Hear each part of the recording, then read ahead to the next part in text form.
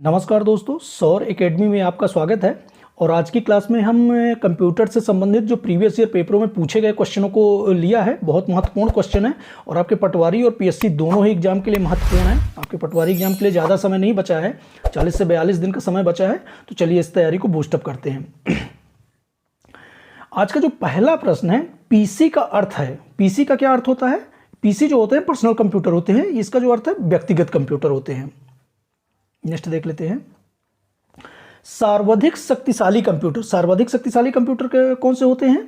तो सर्वाधिक शक्तिशाली कंप्यूटर सुपर कंप्यूटर होते हैं। कंप्यूटर की यदि श्रेणी में बात करें तो आकार के आधार पर कंप्यूटर को 4 श्रेणियों में बांटा गया है। आकार के आधार पर कंप्यूटर को कितनी श्रेणियों में? 4 श्रेणी में, माइक्रो, मिनी, मेन फ्रेम और सुपर कंप्यूटर। तो इसमें से जो सबसे शक्तिशाली होता है वो सुपर कंप्यूटर होता है। नेक्स्ट देख लेते हैं, डिजिटल कंप्यूटर किस सिद्धांत पर कार्य करता है? तो डिजिटल कंप्यूटर जो होता है वो गणना के सिद्धांत पर कार्य करता है। किस सिद्धांत पर? गणना के सिद्धांत पर काम करता है। और यदि हम डिजिटल कंप्यूटर की बात करें तो ये कार्य के आधार पर एक प्रकार है। कार्य के आधार पर कंप्यूटर को 3 प्रकार से बांटा गया है, एनालॉग कंप्यूटर, डिजिटल कंप्यूटर और हाइब्रिड कंप्यूटर। तो ये भी याद रखिए। नेक्स्ट देख लेते हैं, सर्वाधिक तेज गति का जो प्रिंटर है वो कौन सा है? तो सर्वाधिक तेज गति का प्रिंटर वो है लेजर प्रिंटर है। कौन सा प्रिंटर है? Laser printer.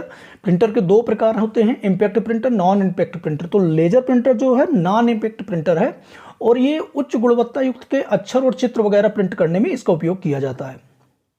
नेक्स्ट देख लेते हैं, सुपर कंप्यूटर अन्य कंप्यूटरों के से किस संदर्भ में भिन्न होते हैं? तो सुपर कंप्यूटर जो होते हैं वो परिकलन क्षमता और बृहद स्मृति भंडार, जो सुपर कंप्यूटर होते हैं इनकी जो गति होती है वो बहुत तीव्र होती है, संग्रह क्षमता और उच्च विस्तार वाले होते हैं और इसका आकार भी जो होता है एक सामान्य कमरे के बराबर होता है। और यदि हम उपयोग की बात करें सुपर कंप्यूटर के, तो ये मौसम की भविष्यवाणी करने में, एनिमेशन, चलचित्र वगैरह और अंतरिक्ष यात्रा में अंतरिक्ष यात्रियों को अंतरिक्ष में भेजने संबंधित जानकारी प्राप्त करने में सुपर कंप्यूटर का इस्तेमाल करते हैं।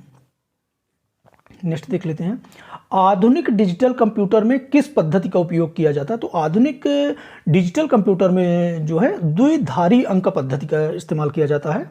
किस पद्धति का? द्विधारी अंक पद्धति का। और द्विधारी इसलिए बोलते हैं कि 0 और 1, 0 और 1 ये इनपुट किए गए डाटा और प्रोग्राम्स को 0 और 1 में परिवर्तित करता है। क्या करता है ये? इनपुट किए गए डाटा और प्रोग्राम्स को 0 और 1 में परिवर्तित करके इन्हें इलेक्ट्रॉनिक रूप से प्रस्तुत करता है। तो इसका जो राइट आंसर हो जाएगा द्विधारी अंक पद्धति। नेक्स्ट देख लेते हैं, निम्नलिखित में से कौन सी वैज्ञानिक कंप्यूटर भाषा है? तो निम्नलिखित में से कौन सी वैज्ञानिक कंप्यूटर भाषा है? ये है फोर्ट्रान। फोर्ट्रान जो है ये वैज्ञानिक कंप्यूटर भाषा है और इसके विकास की बात करें तो ये 1950 में इसका विकास हुआ था। और किसने किया था विकास? कौन सी कंपनी ने? IBM ने इसका विकास किया था। तो ये भी याद रखिएगा। नेक्स्ट देख लेते हैं, कंप्यूटर भाषा फोर्ट्रान किस क्षेत्र में उपयोगी? अभी हमने चर्चा किया था, ये वैज्ञानिक भाषा है।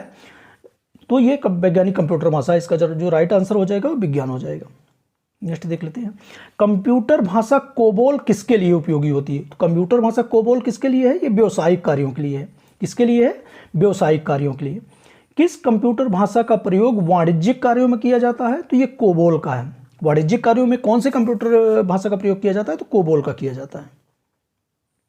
नेक्स्ट देख लेते हैं, प्रोग्राम हेतु सर्वप्रथम विकसित की गई कंप्यूटर भाषा कौन सी है? तो प्रोग्राम हेतु जो विकसित की गई सबसे पहली कंप्यूटर भाषा है वो कौन है? फोर्ट्रान। फोर्ट्रान जो है प्रोग्राम हेतु सर्वप्रथम विकसित की गई कंप्यूटर भाषा है।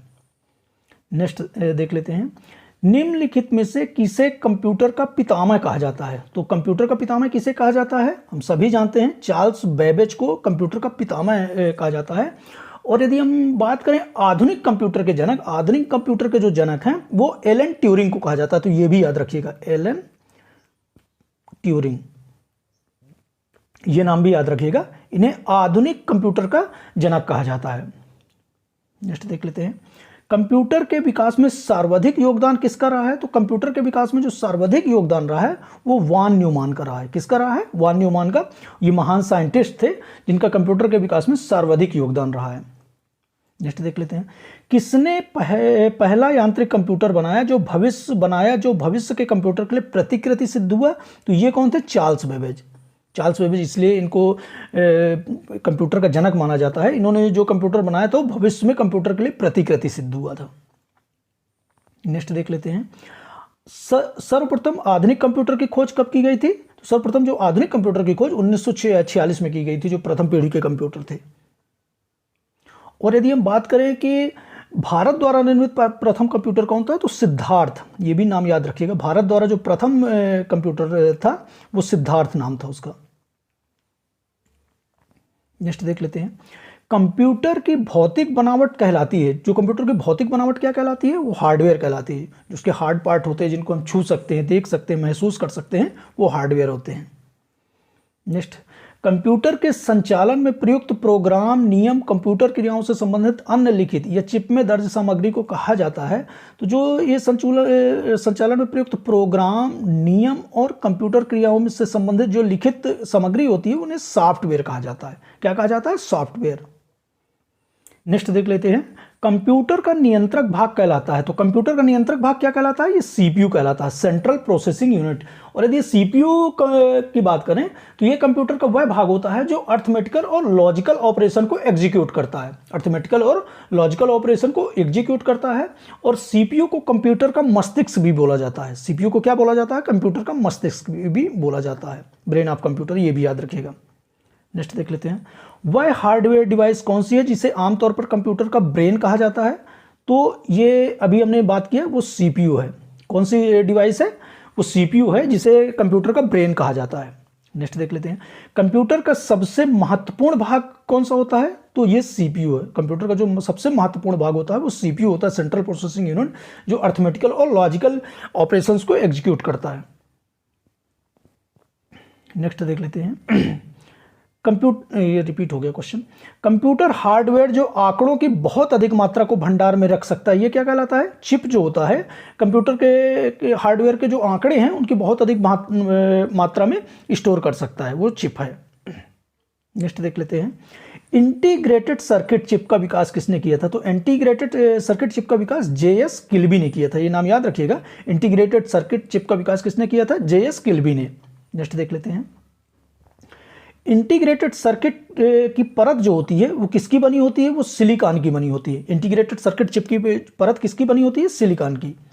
नेक्स्ट देख लेते हैं, चुंबकीय डिस्क पर किस पदार्थ की परत होती है? चुंबकीय डिस्क पर किस पदार्थ की परत होती है? तो आयरन ऑक्साइड की बनी होती है। कंप्यूटर के किसी शब्द की लंबाई कंप्यूटर के जो किसी शब्द की लंबाई हम किससे नापते हैं? तो बिट से नापते हैं। कंप्यूटर की सबसे छोटी इकाई होती है। और 8 बिट, ये याद रखिएगा, पूछा गया क्वेश्चन है, 8 बिट के बराबर 1 बाइट होता है। 8 बिट बराबर 1 बाइट होता है, तो ये भी याद रखिएगा। नेक्स्ट देख लेते हैं, मेगाबाइट में मापते हैं। मेगाबाइट में हम क्या नापते हैं? कंप्यूटर की स्मृति क्षमता को नापते हैं। मेगाबाइट में हम क्या नापते हैं? कंप्यूटर की स्मृति क्षमता को नापते हैं। स्टोरेज माध्यम की क्षमता की इकाई होती है। तो स्टोरेज जो हम नापते हैं वो बाइट में नापते हैं। स्टोरेज क्षमता की इकाई क्या होती है? बाइट, याद रखिएगा। 1024 बाइट बराबर होती है, 1000 जो 24 बाइट होती है ये किसके बराबर होती है? 1024 बाइट जो होती है 1 किलो बाइट के बराबर होती है। 1024 बाइट 1 किलो बाइट के बराबर होती है। नेक्स्ट देख लेते हैं, किसी प्रोग्राम में बग क्या होता है? तो बग जो होता है वो एरर होता है। किसी प्रोग्राम में जब एरर होता है तो वो बग कहलाता है। नेक्स्ट देख लेते हैं, मेमोरी शब्द किससे संबंधित होता है? तो मेमोरी शब्द जो होता है वो स्टोरेज से संबंधित होता है। मेमोरी शब्द का मतलब क्या होता है? स्टोरेज।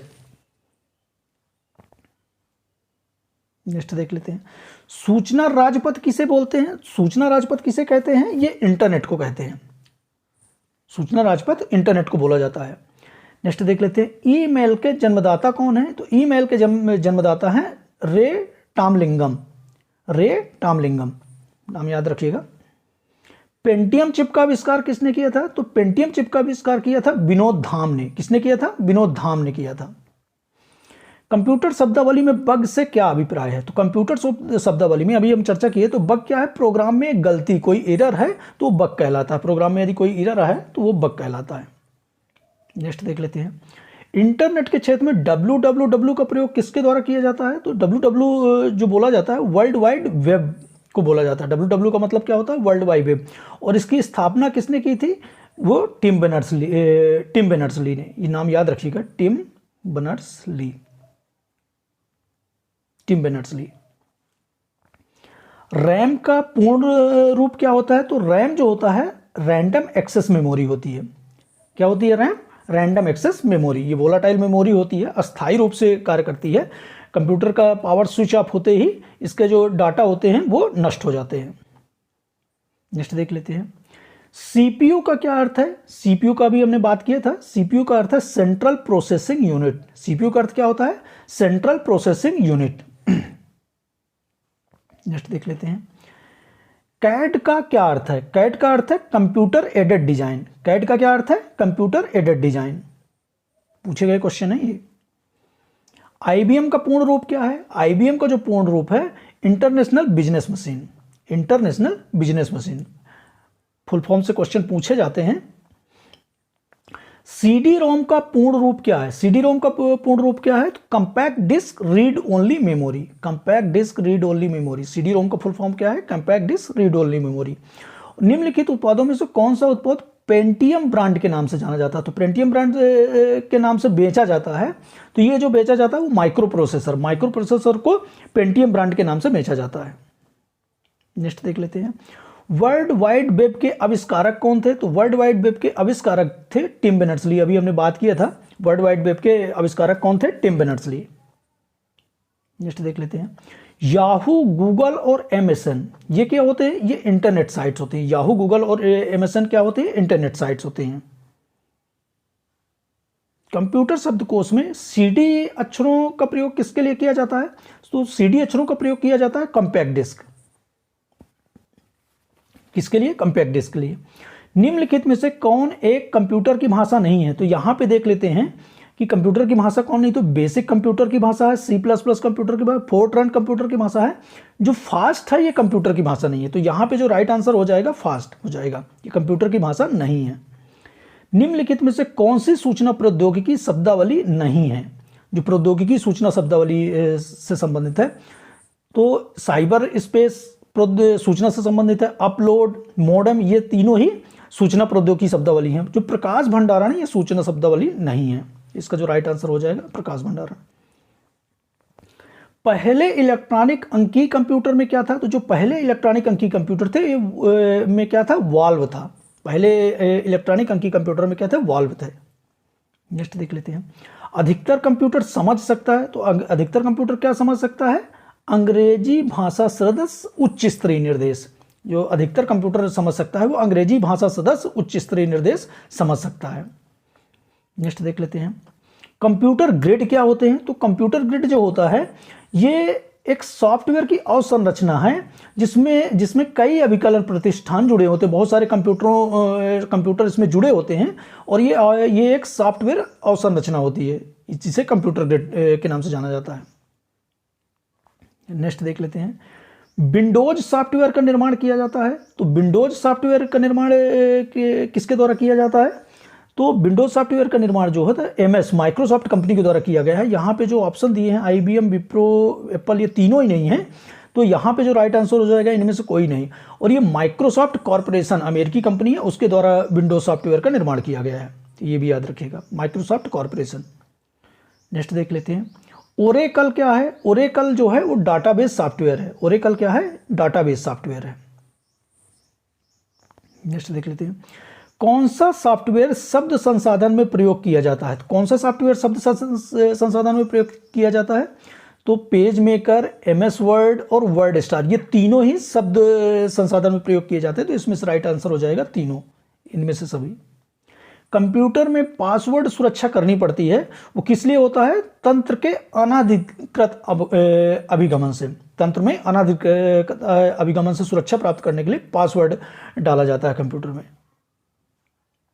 नेक्स्ट देख लेते हैं, निम्नलिखित में से कौन सा कंप्यूटरों को टेलीफोन लाइनों का प्रयोग करके डाटा अंतरित करने की अनुमति देता है? टेलीफोन लाइनों से लाइनों का प्रयोग करके डाटा अंतरित करने की अनुमति देता है। तो वो कौन सा? मॉडम। कौन सा है? मॉडम। नेक्स्ट देख लेते हैं, वह कंप्यूटर प्रोग्रामर क्या करता है? कोई कंप्यूटर प्रोग्रामर क्या करता है? तो वह कंप्यूटर के सभी प्रकार से चिंतन करता है। ये वह कंप्यूटर के लिए सभी प्रकार से चिंतन करता है। ये कंप्यूटर प्रोग्रामर का कार्य होता है। निम्नलिखित देख लेते हैं, निम्नलिखित में से कौन सा हार्डवेयर नहीं है? तो यहाँ पे देखें हार्डवेयर में तो प्रोसेसर चिप हार्डवेयर है, प्रिंटर हार्डवेयर है, माउसेस हार्डवेयर है। जो जावा है ये हार्डवेयर नहीं है, ये कंप्यूटर भाषा है। नेक्स्ट देख लेते हैं। कंप्यूटर मेमोरी में रहता है, कंप्यूटर मेमोरी में क्या रहता है? कंप्यूटर मेमोरी में डाटा और प्रोग्राम रहते हैं। कंप्यूटर मेमोरी क्या होती है? जिसमें डाटा और प्रोग्राम रहते हैं। तो यहाँ पे जो राइट आंसर हो जाएगा प्रोग्राम हो जाएगा। लोकल एरिया नेटवर्क में निम्न में से किस मद का प्रयोग नहीं किया जाता? जो लोकल एरिया नेटवर्क होते हैं उनमें से किस मद का प्रयोग नहीं किया जाता? तो वो है मॉडम। मॉडम का प्रयोग लोकल एरिया नेटवर्क में नहीं किया जाता। नेक्स्ट देख लेते हैं। कंप्यूटर के डाटा का सीपीयू से परिधि यंत्रों को अंतरण किसके माध्यम से प्राप्त किया जाता है? तो कंप्यूटर के जो डाटा होते हैं उनका सीपीयू के परिधि अंतरों का अंतरण जो किसके माध्यम से? कंप्यूटर पोर्ट्स के माध्यम से प्राप्त किया जाता है। कंप्यूटर पोर्ट्स होते हैं उनके माध्यम से प्राप्त किया जाता है। नेक्स्ट देख लेते हैं। एक ही समय पर दोनों दिशाओं में डाटा भेजने के लिए कौन सी डाटा संचार विधि प्रयुक्त की जाती है? एक ही समय पर दोनों दिशाओं में डाटा भेजने के लिए कौन सा डाटा संचार विधि प्रयुक्त किया जाता है? तो इसमें फुल डुप्लेक्स जो होता है इसके माध्यम से ये विधि प्रयुक्त की जाती है। आज अधिकांशता जो कंप्यूटर हैं किस पीढ़ी के हैं? तो जो अधिकांशता कंप्यूटर हैं वो 5वीं पीढ़ी के हैं। अधिकांशता कंप्यूटर किस पीढ़ी के हैं? 5वीं पीढ़ी के। और 5वीं पीढ़ी में क्या है? VLSI की जगह पे ULSI को इस्तेमाल किया गया है। ULSI तकनीकी को इसमें प्रयोग में लाया गया है। और ULSI का फुल फॉर्म की बात करें तो अल्ट्रा लार्ज स्केल इंटीग्रेटेड, ये भी याद रखिएगा। ULSI का फुल फॉर्म क्या है? Ultra large scale integrated. Next देख लेते हैं। पहला ग्राफिकल यूजर इंटरफेस किस कंपनी ने बनाया था? तो पहला ग्राफिकल यूजर इंटरफेस GUI किस कंपनी ने बनाया था? तो ये जीरोक्स ने बनाया था। किसने बनाया था? जीरोक्स ने। उच्च गति का ऐसा नेटवर्क जो किसी शहर या नगर में स्थानीय नेटवर्क को जोड़ता है तो ये लाइन कहलाता है। स्थानीय नेटवर्क को कौन जोड़ता है? लाइन कहलाता है, लोकल एरिया नेटवर्क। नेक्स्ट देख लेते हैं। अनेक घरेलू उपकरणों में निर्मित छोटे और सस्ते उपकरण किस प्रकार के होते हैं? जो अनेक घरेलू उपकरणों में निर्मित छोटे और सस्ते कंप्यूटर किस प्रकार के होते हैं? ये माइक्रो कंप्यूटर होते हैं। किस प्रकार के होते हैं? ये माइक्रो कंप्यूटर होते हैं। और जो वर्तमान में अधिकतर जो कंप्यूटर होते हैं वो माइक्रो कंप्यूटर ही होते हैं। तो इस तरह से हमने कंप्यूटर से संबंधित बहुत महत्वपूर्ण क्वेश्चनों को देखा है। और बाकी जो प्रश्न बचे हुए हैं उनको हम नेक्स्ट वीडियो में देखेंगे। बहुत महत्वपूर्ण प्रश्न है और अपनी पढ़ाई को 40 दिन का समय बचा है तो पढ़ाई को बूस्टअप करते हुए अपनी पढ़ाई को धैर्य और मेहनत के साथ आगे बढ़ाइए। मिलते हैं नेक्स्ट वीडियो में। धन्यवाद।